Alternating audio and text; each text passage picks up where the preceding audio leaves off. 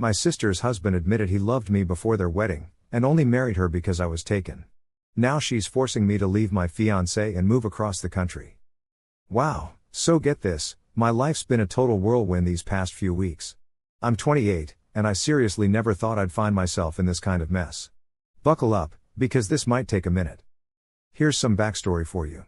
My sister Megan, who's 30, and I have always had this kind of tricky relationship. Growing up, our parents really favored her since she was the sporty, outgoing one, while I was more the bookworm, stay-at-home type. Even with that tension, we managed to get along pretty well as kids and even into our early adult years. 7 years ago, Megan tied the knot with James, who's now 35. I was her maid of honor, and honestly, everything seemed picture perfect. James was charming and successful, and he made Megan really happy. I was genuinely thrilled for both of them, especially since I had just started seeing my now fiancé, Tom, who's 29. Over the years, I tried hard to get along with James. He's family now, after all. We share similar interests that Megan doesn't really care about, like classic literature and obscure documentaries. We'd talk about books or swap recommendations. Totally innocent stuff, and Tom always knew about it and had no issues. Alright, fast forward to 3 weeks ago. Megan and James threw a dinner party for their 7th anniversary. Tom couldn't make it because he was out of town for work. During the party, I noticed James was hitting the drinks harder than usual. As things went on, he kept looking for chances to chat with me on the side, asking for help in the kitchen, wanting my take on a new painting, that sort of thing. I didn't think it was a big deal. After everyone left, James asked if I could stick around to help clean up.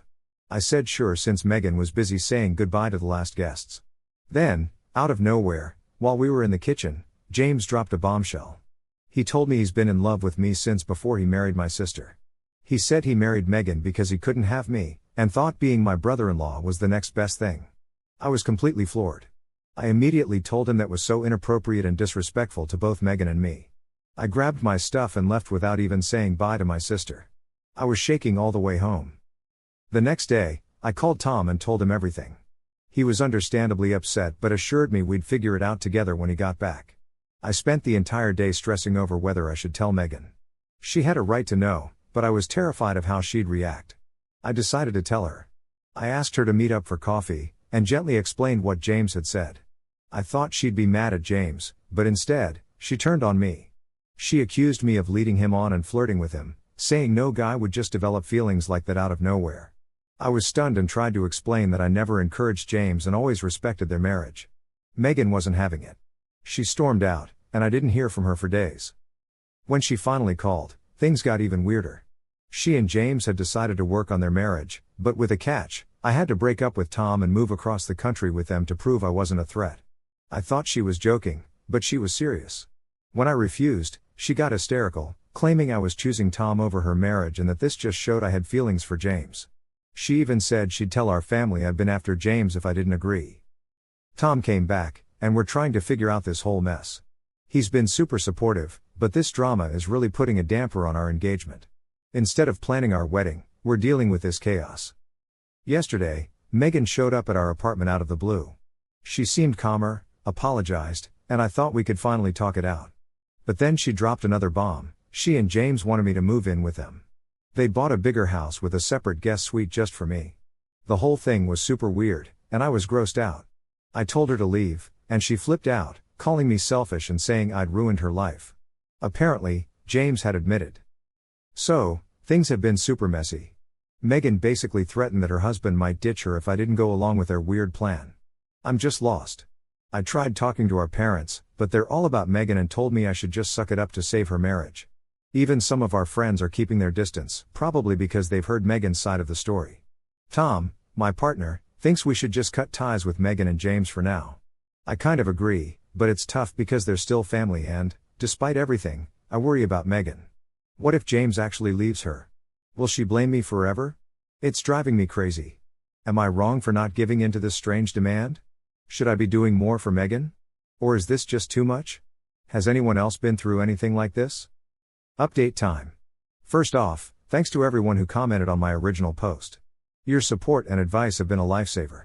This past week has been nuts, but here's what's been going on. The day after my post, Megan was blowing up my phone with calls and texts. I ignored them at first, following advice to set boundaries. But then she hit me with a text that was super creepy. "If you won't help save my marriage, I'll make sure everyone knows what kind of sister you really are."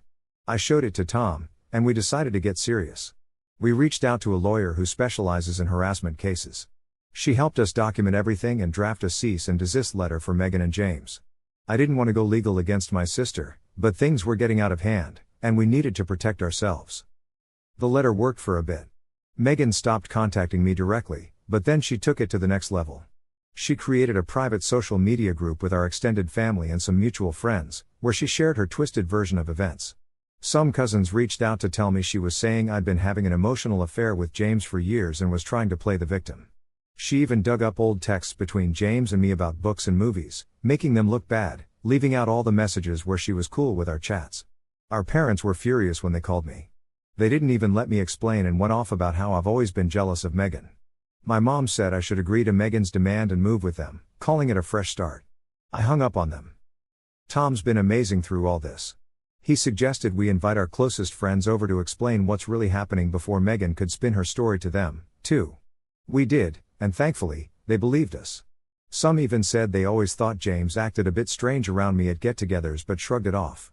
The biggest surprise came from my Aunt Sarah. She called me on the down low, saying she didn't buy Megan's story for a second. Apparently, James made creepy comments to my cousin Julia at Christmas last year, and she told Aunt Sarah about it. Sarah convinced Julia to tell me, and she even had screenshots of messages from James that backed it up. With this new info, I decided to confront James myself, even though Tom said not to. I told James the first knew about Julia, and if he and Megan didn't stop lying about me, everyone would hear about it. Within hours, Megan was calling me, in full-on breakdown mode. Instead of apologizing, she accused me of working with Julia to ruin her marriage and said I wanted James for myself. The call just went downhill from there, and she ended it by saying, "You're dead to me. Hope you're happy now." Tom and I needed a break from all the drama. We rented an Airbnb nearby for a long weekend to chill out. During that time, we decided to bump up our wedding date and keep it super small with just our close friends. It sucks not having family there, but I can't have my big day ruined by all this chaos. When we got back, I found a letter in the mailbox from James. It was on fancy paper and handwritten. I almost threw it out, but my curiosity got the best of me. It was weird, to say the least. He apologized for any trouble he caused but still insisted we had a special connection. "So, you won't believe the roller coaster I've been on lately. First off, James tried to tell me that Megan was just blowing things out of proportion and that once she chilled out, the three of us could come up with a plan that would keep everyone happy. He even wrapped up his letter saying he'd wait for me however long it took. I showed the letter to Tom, and we quickly added it to the collection of stuff we've been documenting. Tom was all set to confront James face to face, but I talked him into keeping our distance instead. Then, just yesterday, I got an email from my mom saying Megan had checked herself into a mental health facility after having a breakdown. She put the blame entirely on me, saying my betrayal drove Megan over the edge. I'm not sure if I should believe it or if it's just more manipulation. I feel awful about what's happening with Megan. No matter what she's done to me, she's still my sister, and this is definitely not what I wanted. But at the same time, I'm pretty frustrated that I'm being made out to be the bad guy when I was just caught up in James' inappropriate actions. Tom and I are seriously thinking about moving away after we get hitched. Our jobs let us work from anywhere, and a new start away from all this drama sounds more tempting by the day. I'll keep you all updated if anything major happens, but for now, we're just focusing on taking care of ourselves and planning our future together. Thanks so much for all your support, by the way. Update time. It's been about a month since I filled you in last, and a lot has gone down. First, about Megan's stay in the mental health facility, it was real, but my mom made it sound way longer than it was. Megan checked out after 3 days even though her doctors thought she should stay longer. I heard all this from my Aunt Sarah, who's turned out to be a surprising ally in this whole mess. Apparently, Megan wasn't interested in therapy and got upset whenever the therapist brought up her relationship with James or her feelings about me. About 2 weeks ago, I got a formal letter from a divorce attorney on Megan's behalf. She's going for a divorce, accusing James of emotional cheating and naming me as part of the problem. The letter wanted me to be available for a deposition in her divorce case. I quickly got in touch with our lawyer, who said it was probably just a scare tactic and that I shouldn't respond directly. Sure enough, 3 days later, Megan called me crying, saying she didn't really want a divorce and just wanted to scare James into committing more to their marriage. Then she went back to blaming me, saying things would be fine if I had just agreed to move with them. I stayed calm and told her we'd only talk through our lawyers from now on, which set her off again, and she hung up. Then the real kicker came last week. Julia, my cousin, sent me a bunch of direct messages she'd gotten from James. In them, he claimed he had special connections with both of us and that his feelings weren't just for one of Megan's family members. He described his marriage as loveless and hinted that he had a thing for our family's women. Super creepy and disturbing. Julia blocked him and might even file for a restraining order. With her okay, I shared these messages with Aunt Sarah, who then informed my parents. Finally, they're starting to see the situation for what it is. My dad actually called to apologize for not believing me at first. He admitted they usually sided with Megan because she made more of a fuss, which hurt but at least cleared up what I felt all along. My mom hasn't reached out yet, but my dad says she's feeling bad about how things went down. As for James, he showed up drunk at my parents' house a couple of nights ago, wanting to know why they were turning against him. My dad had to threaten to call the cops to get him to leave. After this showdown, my parents finally realized James is the actual problem, not me. But Megan is still flip-flopping between blaming James and blaming me. She's crashing with our parents now and keeps swinging between defending James and calling him a monster. She still won't get any professional help. In the midst of all this craziness, Tom and I have made some big decisions. We're speeding up our plans to move. We've landed jobs and an apartment about 500 miles away. We're getting married next month in a small ceremony with just a few close friends. My Aunt Sarah and Julia will be the only family there, which is bittersweet but feels necessary for our sanity. I've also started therapy to work through all the emotional stuff from this ordeal. It's been super helpful having someone professional to chat with and a safe space to really unpack all my guilt, anger, and sadness. The silver lining in all this mess is how much closer Tom and I have gotten. The way he stuck by me, never doubting or blaming me, just proves he's the one for me. I still get hit with waves of sadness about my now strained relationship with Megan and the tension with my parents. But I'm trying my best to look forward with Tom and not dwell on a past I can't change. Thanks again for having my back. I'll check in after we move and tie the knot. Fingers crossed for calmer waters ahead. So, it's been 6 months since my last update, and here's the scoop. Tom and I are happily married and loving our new city life.